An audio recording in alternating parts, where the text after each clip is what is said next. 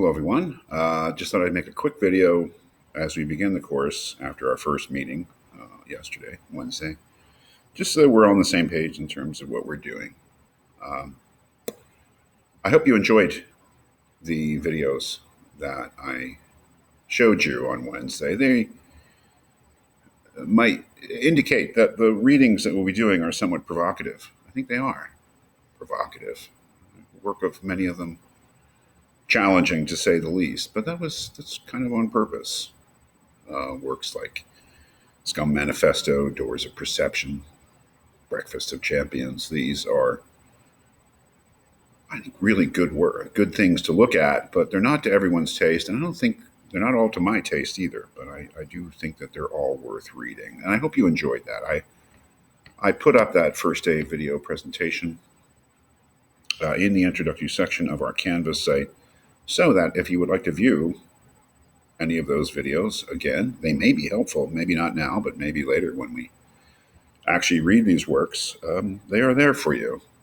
So if you'd like to take a look at that, you certainly can. We will be watching, if you look at the course schedule, you'll see that we'll be watching extensively watching things, longer videos about these things as we move through the course. So here is our Canvas site. We really won't be using it that much except for, we're using for the syllabus annotation assignments. I'll be talking about those. So here is the introductory section of the course. If you're wondering, it's all there. I just put up a course description. I try to kind of keep it neutral because this is a pilot section of the new version of intellectual heritage that will be instituted at some point. And so, to a certain extent, it's experimental. I do not want to tell you what the themes of the course is. I want you to do that yourself. And that's what I've tried to get through in this course description. I haven't labeled it as this or that. I've given you some things to read. I want you to, as much as possible, make sense of them for yourself, and you decide about them. That's much more important than me telling you, oh, this is the theme. I've thrown some works at you. You do what you want with them. Read them for sure. But you decide for yourself what they're about. And if they're important, why they're important. That's the whole point of the course, is to really be as free as possible in that respect. I don't like everything being prepackaged and canned. That doesn't make for a good course. Things have to be open-ended to allow for individual thought. So we have a course description. Again, these are the readings. I would highly recommend that you buy the books because when it comes time to do the readings, the page numbers will be according to these physical books. So you really won't know what to read unless you have the book. But here are the books. You've seen them.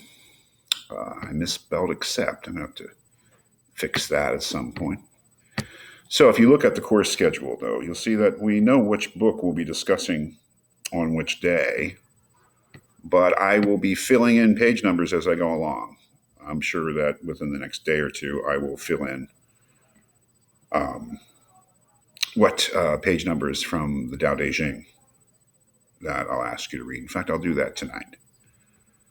But that's the first thing we'll read. We'll be discussing some readings from the Tao Te Ching, what it is. We'll discuss what it is. So this coming week 2 of the course, tomorrow we're just going to have a conversation. There's no preparation you need to do. We're just going to get to know each other and start talking about things. Maybe we can talk about the videos that we all saw on Wednesday. Maybe we can talk about something else. I just want to have an establishing conversation because that's what we'll be doing, is talking to each other in this course. So I want that to be as comfortable as possible. But next week, we'll read the Tao Te Ching or we'll discuss readings from the Tao Te Ching on Monday and Wednesday. And we'll look at an extended Octavia Butler interview on Friday, whereupon we will then spend 4 classes discussing her novel, The Parable of the Sower. I'll give you page numbers to read for each. You should probably just read it all the way through. It's a gripping read, so it won't be difficult to read it. But I'll give you the page numbers of the sections we'll be concentrating on those 4 times. Then we'll go back to the Tao Te Ching. You'll see a recurrent That will recur throughout the semester. We'll always go back to the Tao Te Ching. And then we'll move on to the Johanna Hedva interview. This is my way of doing it, is that we'll always watch a video or something having to do with the book or the author of the text before we get into the text. I just like doing it that way. I think it's fun. Makes things more interesting. Makes me want to read it more. Hopefully it'll make you want to read it more. But we'll then read her essay in Defense of Depersons for a couple classes, back to the Tao Te Ching, and then we'll watch a movie over 2 classes. The author of Scum Manifesto is a woman named Valerie Solanas, who is a criminal. I mean, she tried to kill Andy Warhol. She shot him. She shot another guy, too. I forgot the other guy's name. Tried to kill them both, and thankfully didn't kill them. She certainly hurt them. And there is some argument that when Warhol died in like 86, there was complications of being shot in 1968. So she's a criminal. There's no question about it. Probably insane, was judged to be insane anyway. But this remarkable document of the Scum Manifesto, it's hard to take. It's one of those books that contains all sorts of language which is disgusting. You know, the way she refers to gay men, the way she refers to other people. But it's an extremely interesting document. And they made a movie about it back in the 90s called I Shot Andy Warhol, which I haven't seen in years, but I look forward to seeing again. So we'll watch that film before we read Scum Manifesto. Then we'll go back to the Tao Te Ching, have a little exam, you know, keep you honest, make sure that you've been doing your reading. And then we'll look at an interview with Kurt Vonnegut or something to do with Breakfast of Champions, and then we'll read his novel. His crazy novel, his difficult novel, but his incredibly funny novel too. And actually, Scum Manifesto is funny too, I have to say. Breakfast of Champions. Again, I'll be giving you page numbers for all these readings as we go along. Back to the Tao Te Ching. And then, Doors of Perception.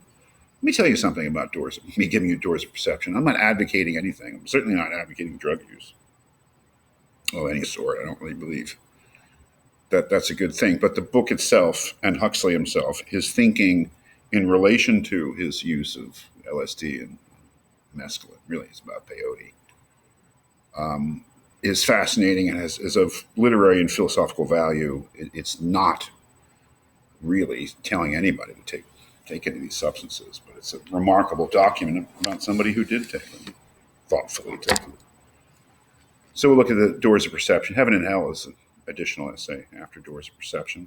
Go back to the Tao Te Ching, and we'll end it up with Gilgamesh, the Epic of Gilgamesh. I have some really interesting.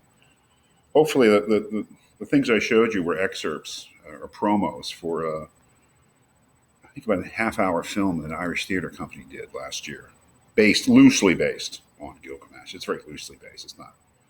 None of that was literally Gilgamesh, but inspired by it. And I thought it was great. And so I'm in contact with the people in Ireland to try to get access to the short, like half-hour film, and hopefully I'll have done that by April. And then we'll go back to the Tao Te Ching, and then we'll have a final exam, and there'll be a final essay due as well at the end of the course. So you'll have to keep close look at this reading schedule to know what to read for the course.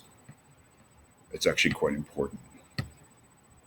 And it will be continually updated with specific page numbers, well before, hopefully.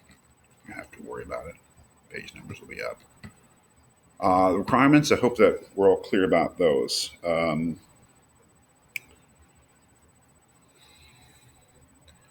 About attendance, which is important, quite important.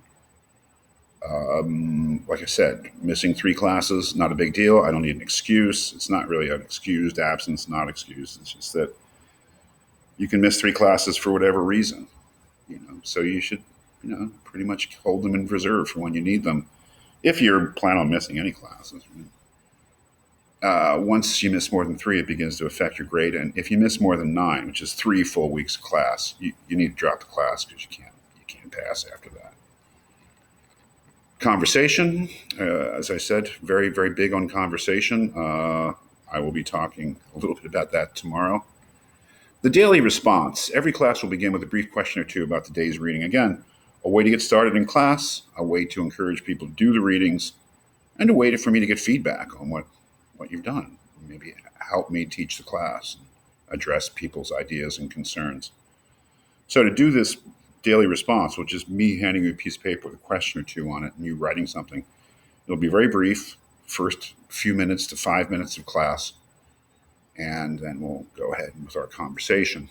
But you have to be present at the start of class to do it. They cannot be made up. Okay, if you're not there that day, you'll just miss it.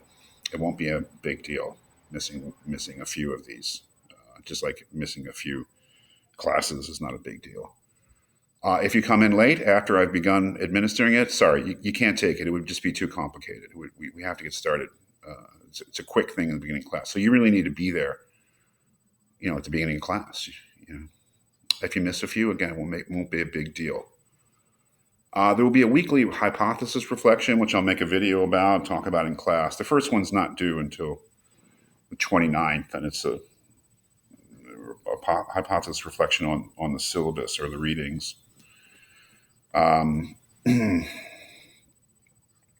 there'll be a hypothesis reflection assignment on the Tao Te Ching. Do that. Using hypothesis is new to me, so I'll say more about it when I have more experience. But I've set up some assignments, and it's just a matter of looking at a text and annotating it. So what you'll see every weekend, there'll be an excerpt from what we discussed that week, and a short excerpt from it. And I'll put it up, and people will highlight sections of the text they think are interesting and make comments and reply to each other's comments. It's kind of like a group project, annotating, discussing, making notes on, underlining the text. That'll be a weekly assignment. It'll be every weekend, basically. You can do it Saturday and Sunday. Final exam. There will be, like the midterm exam, there'll be a final exam. Which will just be, both of them will be essay questions where you state your opinions, you interpret the text, but you need to know the text to do it. Right? And then there'll be a final essay at the end of the course, which we'll talk more about. So those are the requirements. Grades. This is how grades will be determined for this course if you click on grades. I'm doing all this stuff because this is what the syllabus should look like. But they make us put so much stuff in the syllabus that it hides what's important. So I'll put up some kind of syllabus, but this is the vital information for the course. But I will eventually put up like an official syllabus. But this is like the real syllabus, right? Because this is what syllabi are supposed to do. This is how your grade will be determined for the course. Class participation will be 25% of your final grade. The daily responses is the daily handout response thing that I talked about, how many of them you do. The weekly hypothesis reflection will be another 25% of your grade. And then 5% of your grade will be the midterm, 10% will be the final exam, and 10% will be your final essay. That is how things will be determined. So that's about it. We'll have plenty of time to talk in class. I just want to make sure that we had kind of like a practical grasp of how we were going to do this thing. And I'll see you tomorrow and ask me any questions you have.